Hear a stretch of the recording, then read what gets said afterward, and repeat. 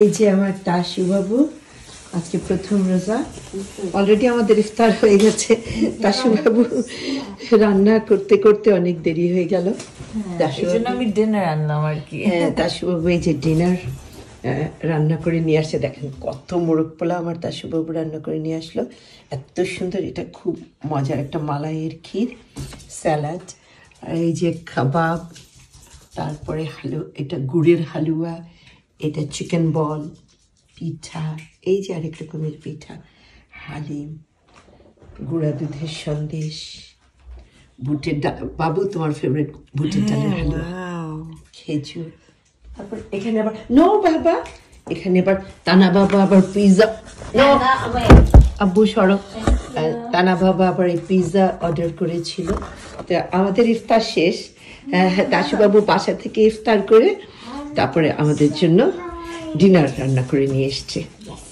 এখন তাসু বাবু একটু খাও তো দেখি কেমন করে খেতে পারো আমি এটা ট্রাই করতে চাই হালুয়াটা না সবকিছু খাবা হালিমও খাও বাবু খাবো জান আমি এটা হালুয়াটা ট্রাই করতে চাই আমাদের মতন হালুয়া হ্যাঁ সবাই আমাদের মতো কিন্তু বানাতে পারে হ্যাঁ হ্যাঁ সবাই আমার হালুয়াটার খুব প্রশংসা করে আলহামদুলিল্লাহ ইয়া এই যে দুষ্টটাই জান এবার কোনো বাকুর খানো হ্যাঁ বাকুর খানি এনেছি দাঁড়াও এখন দিচ্ছি দাঁড়াও বাবু হ্যালো জান আসসালামু আলাইকুম বলো আসসালামু আলাইকুম আমি তো তোমাকে বাসা থেকেই দেখে আসছি এখন আবার আসসালাম দিব বুঝি আমার দর্শক ও তোমার দর্শক আসসালামু আলাইকুম আচ্ছা আমরা কোথায় এসেছি বলো তো আমরা ওয়েস্টফিল্ডে এসেছি আমরা আজকে একটু শপিং করব কারণ আমরা ক্ষুধার্ত আর আমাদের ব্যস্ত থাকা ইম্পর্টেন্ট যেন খিদা না লাগে আমরা রোজা আছি অতএব ক্ষুধা লেগেও কোনো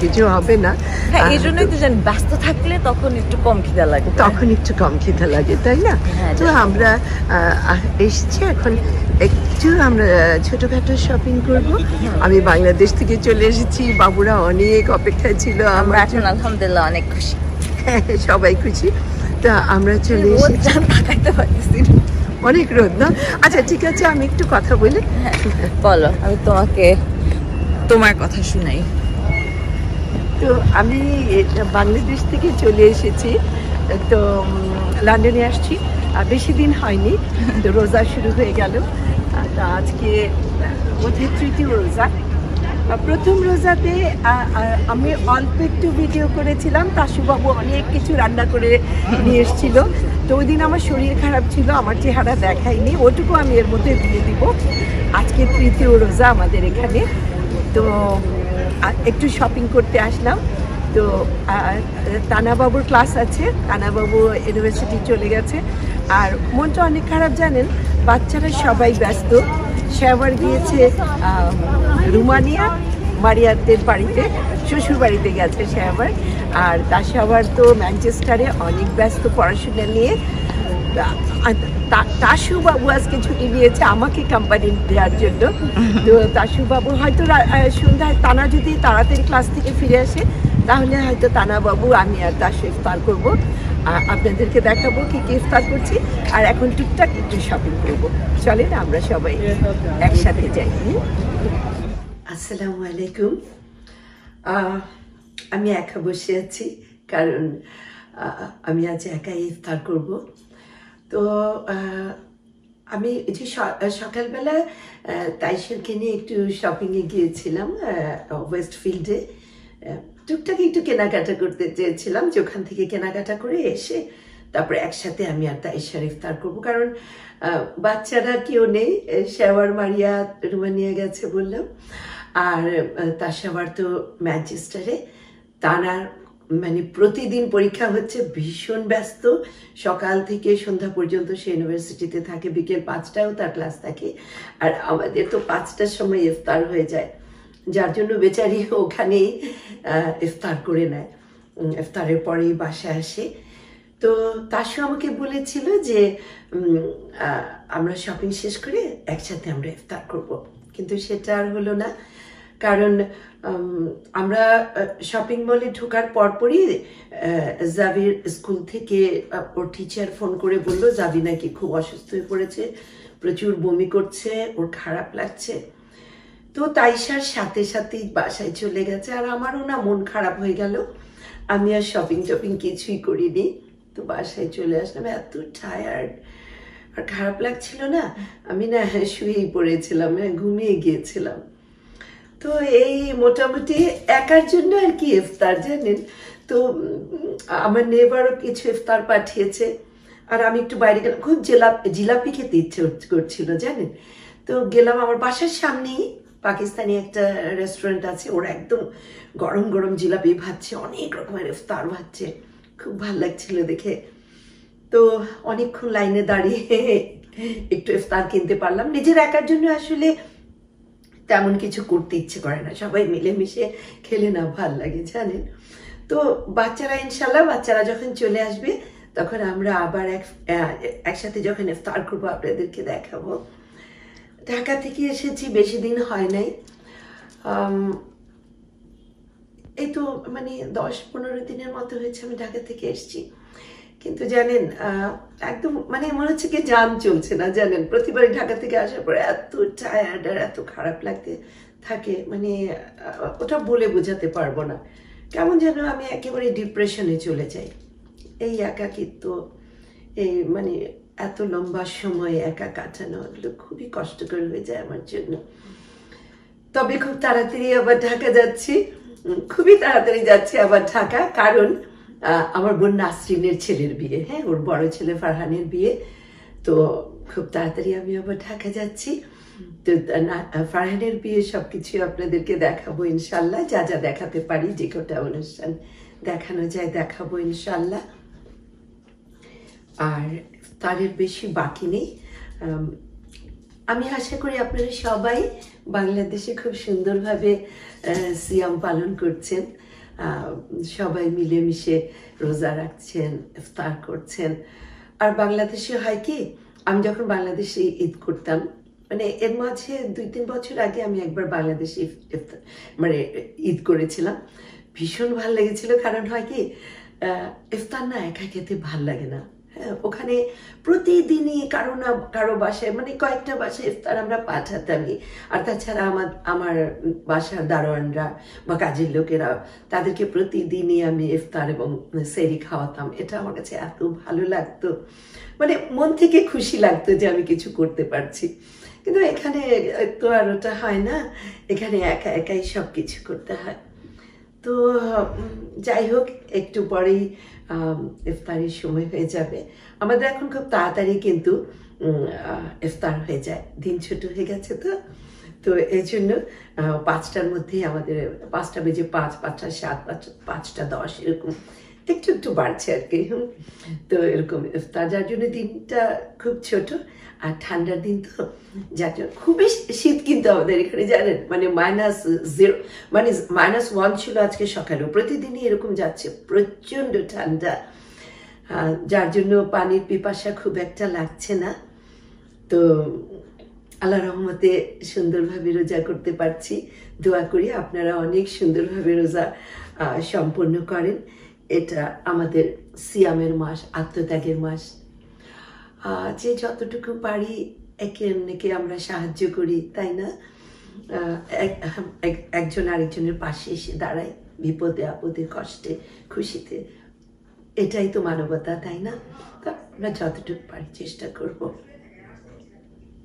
তো এখন টাইম হয়ে গেছে ইফতারের। হ্যাঁ, আমি খেজুরটা একটু নিয়ে নিই, তারপরে আমি হাতে, আমি না স্ট্যান্ডে ক্যামেরাটা লাগিয়েছি, কারণ কেউ নাই তো বাসায়, আমাকে একাই সবকিছু করতে হচ্ছে। তো আমি হাতে ক্যামেরাটা নিয়ে আপনাদের একটু, আমি জাস্ট খেজুরটা মুখে দিয়ে নিই, কারণ টাইম হয়ে গেছে। বিসমিল্লাহির রহমানির রহিম। তো আমার ভীষণ ভালো লাগে খেজুর খেতে, আমাদের রাসূলের সুন্নাত, খুবই ভালো লাগে প্রথমে খেজুরটা দিয়ে রোজা খুলতে। তো আমি একটু আইটেমগুলো আপনাদেরকে দেখাই, কারণ আমার ক্যামেরাটা তো আমি ফিক্স করে রেখেছি। আমি আসলে বুঝতে পারছি না আপনার আইটেমগুলি দেখতে পাচ্ছেন কিনা, খুব কম আইটেমই আছে। তারপর আমি আপনাদেরকে একটু দেখাচ্ছি ক্যামেরাটা হাতে। আচ্ছা, এখানে এই চিকেন ফ্রাইড রাইস, এখানে হলো তন্দুরি চিকেন, খেজুর আছে, আর কমলা আর অ্যাপেল আছে, এখানে আলু চপ, পেঁয়াজু আর বেগুনি আছে। আর এখানে ফিশ কাটলেট আর আছে চিকেন বল। এখানে আছে চিকেন রোলস, এখানে একটু ছোলা ভুনা আছে, এখানে আমার পান্ডু আছে, উকি দিয়ে দেখার চেষ্টা করছে টেবিলে কি কি আছে, আর এখানে গরম গরম জিলাপি আছে। আচ্ছা, এখন আমি একটু নামাজ পড়ে আসি, তারপরে বাকি খাওয়াটা শেষ করবো। অল্প একটু মুখে দিয়েছি জাস্ট রোজাটা খোলার জন্য। তো জানেন, ছোটবেলার রোজার কথা খুব মনে পড়ছে। হ্যাঁ, এত আনন্দ, মানে আমরা এত আনন্দ করেছি ছোটবেলায় রোজার সময়। আমরা না, আমার মনে আছে আমি যখন অনেক ছোট, হ্যাঁ, তো সবাই বলতো সেহরি খাবো, রাতে উঠবো, সেহরি খেতে হবে। মা বলতেন, বড়দেরকে বলতেন, হ্যাঁ, যে তাড়াতাড়ি ঘুমিয়ে যাও, সেহরি খেতে হবে। আমি মনে করতাম কি, সেহরি একটা খাবারের ডিশের নাম বোধহয় সেহরি। তো আমি খুব বায়না করছি, আমি রোজা রাখবো, আমিও সেহরি খাবো। তো মা বলেছে, আচ্ছা ঠিক আছে, তোমাকে ডাক দিব। বারবার বলেছে, মা আমাকে কিন্তু ডাক দিও, আমি কিন্তু রোজা রাখবো। খুব ছোট, মনে 5 বছর বয়স তখন। তারপরে মা রাতে আমাকে ডাকছেন, তুমি রোজা রাখবে না, উঠো উঠো, চলো সেহরি খেতে হবে। তাড়াতাড়ি উঠেছে, এত এক্সাইটেড আমি আজকে সেহরি খাবো। তাতে ব্রাশ ট্রাশ করে ডাইনিং রুমে গেলাম, যে দেখি ভাত, মাছ, মাংস, এটা সেটা, মানে নর্মাল যা সবাই খায়, ওগুলোই সাজানো। আমি তো দেখে অবাক হয়ে গেলাম, এগুলো খেতে হবে কেন? আমি বললাম, আমি তো ভাত খাবো না। তা এমনিতেই না, ছোটবেলা থেকে আমি না ভাত খাওয়া নিয়ে খুব বিরক্ত করতাম। হ্যাঁ, আমি একেবারেই ভাত খেতে চাইতাম না। টুকটাক এটা ওটা, মানে বেশি এটা ওটা খেয়ে থাকতাম আর কি, ওগুলোই মজা লাগতো। ভাত একেবারেই খেতাম না। টেবিলে ভাতটা সাজানো দেখে আমি তো বিরক্ত, যে আমি তো এগুলো খাবো না, আমি সেহরি খাবো। তো মা বলছে যে এটাই তো সেহরি। আমি বলছি, না, এটা সেহরি, এটা কেন সেহরি হবে? এটা তো ভাত, এটা মাংস, এটা মানে নানা রকম জিনিস, কিন্তু এটা তো সেহরি না। মানে সে আমার কি রাগ, আমাকে সেহরি এনে দাও, আমি সেহরি খাবো। তো এখনো না ওটা মনে হলে ভীষণ হাসি পায়। মানে আব্বাও বুঝাচ্ছেন, না বাবা, এটাকেই সেহরি বলা হয়, রাতে উঠে যেটা খাওয়া হয় রোজার সময়, এটাকে সেহরি বলা হয়। তো কত শত স্মৃতি, জানেন কি আনন্দের দিনগুলি ছিল। এখনকার বাচ্চারা না ঈদের ওই আনন্দটা বোঝে না। আমরা মানে ঈদ আসবে মানে রোজা, আমাদের স্কুল কিন্তু বন্ধ থাকতো, জানেন, আমাদের স্কুল বন্ধ দিয়ে দিত 1 মাস 10 দিন। 1 মাস 10 দিন রোজা এবং ঈদ সহ 1 মাস 10 দিন স্কুল বন্ধ থাকতো। আমার মনে হয় সে কারণেই বোধহয় আমরা রোজা এবং ঈদ এত বেশি এনজয় করতাম। এরপরে আমি যখন আমার বাচ্চারা স্কুলে যাওয়া শুরু করলো, আমি দেখলাম রোজার মাসে পুরো মাস বাচ্চাদের স্কুল খোলা থাকে। রোজা কোথা দিয়ে আসছে, কোথা দিয়ে যাচ্ছে, বাচ্চারা টের পাচ্ছে না। কারণ বাচ্চারা সারাক্ষণ তাদের পড়াশোনা এটা সেটা নিয়ে ব্যস্ত। রোজা কখন এনজয় করবে তারা? তো এই জিনিসটা আমার কাছে ভীষণ ভীষণ খারাপ লাগে, যে অন্তত রোজার মাসটা বাচ্চাদের ছুটি দেওয়া উচিত। তাহলে বাচ্চারা কিন্তু কম্পিটিশন দিয়ে রোজা করবে। আমরা তো গুনতাম কার কয়টা রোজা হলো, মানে খুব প্রাউড ফিল করতাম যে আমার বেশি হয়েছে, আমি এতগুলো করেছি। ও বলতো আমি, এবং দেখা দেখি বাচ্চারা রোজা রাখতো, জানেন, ও এটা করেছে, আমি 5টা করেছি, ও বলছে আমি 10টা করেছি। খুব মজা লাগতো। কিন্তু এখনকার বাচ্চারা তো এত বেশি, স্কুল খোলা থাকলে ন্যাচারালি বাচ্চারা খুব ক্লান্ত হয়ে যায় সারাদিন স্কুলে থাকার পর। তারপরে ছোট বাচ্চা না, এত খাটাখাটনি করার পর কিভাবে তারা রোজা রাখে? তো যার জন্য আমার মনে হয় স্কুলগুলো, কলেজগুলো অন্তত রোজার মাসটা রোজা এবং ঈদ সহ বন্ধ দেওয়া উচিত। এটা আমার ব্যক্তিগত মতামত, আর বাকিদের আমি জানি না। যাই হোক, তো আমরা খুব মজা করতাম পুরা রোজাটা, আর দিন গুনতে থাকতাম ঈদ কেন আসে না, ঈদ কেন আসে না। আর ঈদের দিনের আনন্দ তো অন্যরকমই ছিল, ওটা বলার মতো না। মনে হতো কি একটা রঙিন দিন। মা বলতেন ছোটবেলায় আমাদেরকে, যে সবচেয়ে আগে গোসল করবে সে জমজমের পানি পাবে। আমরা মনে করতাম সত্যি বোধ হয়। রাত 3টা থেকে উঠে বসে থাকতাম, কম্পিটিশন শুরু হয়ে যেত কার আগে কে গোসল করবে। তো এরকম করে আমরা অন্ধকার থাকতে গোসল করতাম। অন্ধকার থাকতে বড় আপারা আমাদেরকে সাজিয়ে দিত। খুব শখ ছিল ঈদের দিন একটু নেল পলিশ লাগাবো, কারণ সাজগোজ তো ছোট বাচ্চারা তো আমরা কখনই চিন্তায়, ছোট বাচ্চাকে আমরা স্কুলে যখন পড়েছি বা কলেজে আমরা চিন্তাই করতে পারি নাই যে আমরা সাজবো, লিপস্টিক লাগাবো বা নেল পলিশ লাগাবো, এগুলো আমরা স্বপ্নেও কল্পনা করি নাই। মা বলতেন সাজবে বিয়ের পরে, বিয়ের আগে আবার আনম্যারিড মেয়েদের কিসের সাজ। তো আমরা সাজবো এই কথা জীবনেও চিন্তা করি নাই। শুধুমাত্র ঈদের দিন বড় আপারা আমাদেরকে সুন্দর করে চুল টুল বেঁধে দিয়ে ওই নেল পলিশ একটু লাগিয়ে দিত, ছোট্ট করে একটা টিপ লাগিয়ে দিত বড় আপা আমাদের। কিন্তু লিপস্টিক লাগাতেন না, আব্বা মানা করতেন বাচ্চাদের ঠোঁট নষ্ট হয়ে যাবে, এটা লাগিও না এত ছোট বাচ্চাদেরকে, তো ওটা লাগানো হতো না। তো ওই যে আপা সাজিয়ে দিতেন আমাদের সবগুলোরে, তারপরে সেজে টেজে সারাদিন কি মজা। সারাদিন মেহমান আসছে, টেবিলে খানা লাগানো হচ্ছে, খাওয়া হচ্ছে, আর যখন রাত চলে আসতো কান্না চলে আসতো, আহারে ঈদটা শেষ হয়ে গেল, এত খারাপ লাগতো জানেন। এখন না কোন দিক থেকে ঈদ যায়, কোন দিক থেকে আসে, আর বাচ্চারাও না এত বেশি ওরা পায় আসলে ঈদ ছাড়াই, যার জন্য ঈদের আমি যদি বলিও বাবুদেরকে চলো ঈদের শপিং করি, এটা করে, না থাক লাগবে না, সবাই একই কথা বলে। আচ্ছা লাগবে না কেন, ঈদে তো একটা নতুন কাপড় পরতেই হবে, তাই না? তো যাই হোক, ওদের ঈদ হয়তো ওদের মতো, আমাদের ঈদ ছিল আমাদের মতো। তো আশা করি আপনাদের সবার ঈদ ভালো হোক, অনেক সুন্দরভাবে রোজা সম্পন্ন হোক। আশা করছি ঈদের আগে যদি পৌঁছতে পারি বাংলাদেশে, তাহলে বাংলাদেশে গিয়ে আপনাদেরকে ঈদ, বাংলাদেশের ঈদ আমি দেখাতে পারবো ইনশাআল্লাহ। চেষ্টা করব আমি ঈদের আগে যেতে। জানি না টিকিট এত বেশি এক্সপেন্সিভ হয়ে গেছে, কারণ সামনে তো ইসের ছুটি, স্টারের ছুটি, তো যার জন্য না এয়ারলাইন্সগুলি এত বেশি বাড়িয়ে দিয়েছে, কম্পিটিশন দিয়ে সব এয়ারলাইন্সের টিকিটের দাম বাড়িয়ে দিয়েছে। তো জানি না কি হবে, তারপরে চেষ্টা করছি, দেখা যাক কি হয়। তো একটা আলু চপ খাই, আলু চপটা খুব লোভ লাগছে দেখে, আমার খুব পছন্দ আলু চপ। আপনাদের ভালো লাগে? নিশ্চয়ই ভালো লাগে। তো আপনাদের সাথে আবার দেখা হবে ইনশাআল্লাহ। আর ও হ্যাঁ, বাংলাদেশের অনেকগুলো ভিডিও এখনো রয়ে গেছে, তো ওগুলো এর মাঝে মাঝে আমি বাংলাদেশের ভিডিওগুলো দিতে থাকবো, আপনারা দেখবেন ইনশাআল্লাহ।